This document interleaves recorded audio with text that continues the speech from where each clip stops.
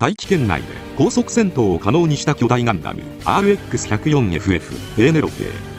RX-104FF ペーネロペーは機動戦士ガンダム先行のハサウェイで活躍したモビルスーツです。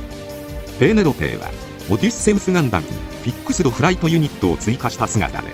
第5世代モビルスーツに分類されます。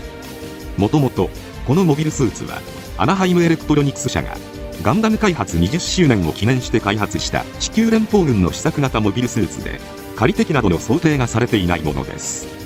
なおフィックスドフライトユニットはオデュッセウスガンダムと合体していない状態でも単体での運用が可能とされ94軍のモビルアーマーを想起させる外見となっています。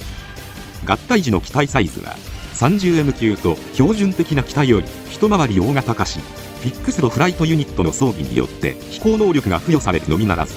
バルカン砲やビームサーベル、ファンネルミサイル等の武装によって火力も増強されます。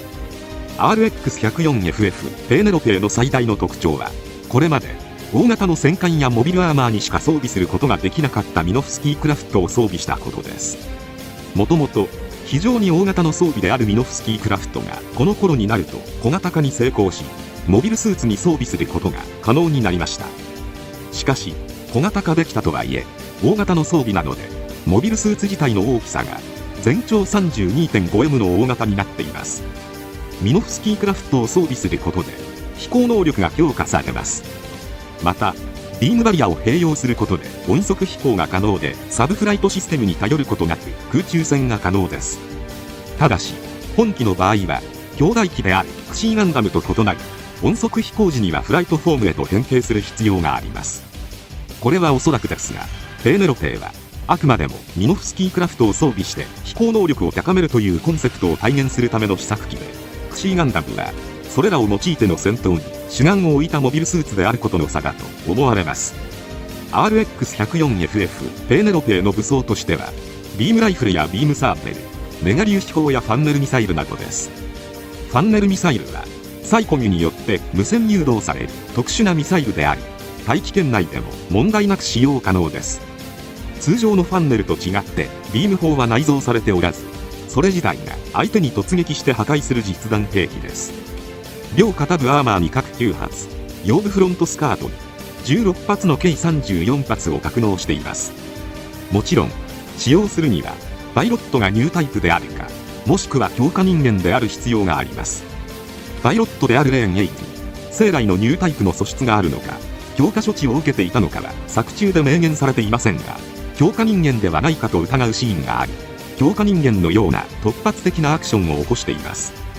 RX-104FF ペーネロペーのパイロットは連邦軍のパイロットのレーンエイムで、機動戦士ガンダム先行のハサウェイにおいてはクシーガンダムとの死闘を演じます。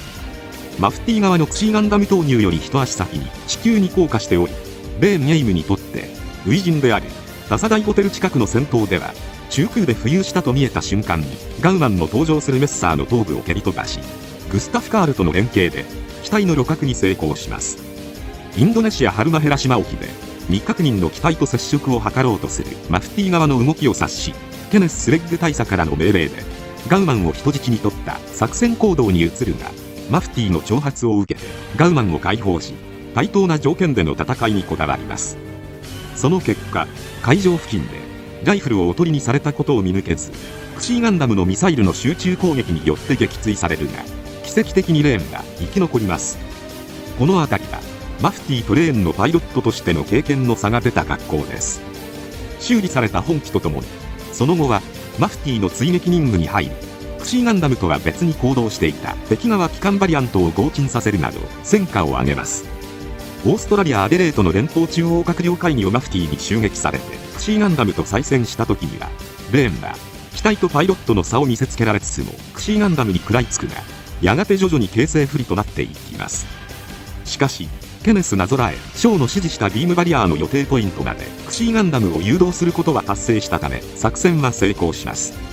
結果として地上に設置されたビームバリアーに包まれ、クシーガンダムの捕獲に成功します。レーンはマフティ逮捕のためクシーガンダムのコックピットを開けます。その時初めてその正体が上司であるケネスの友人で、自分も何度か顔を合わせていたハサウェイであることを知ってしまうという残酷な結末となっています。今日の内容はここまでです。ご視聴ありがとうございました。ぜひ高評価とチャンネル登録よろしくお願いします。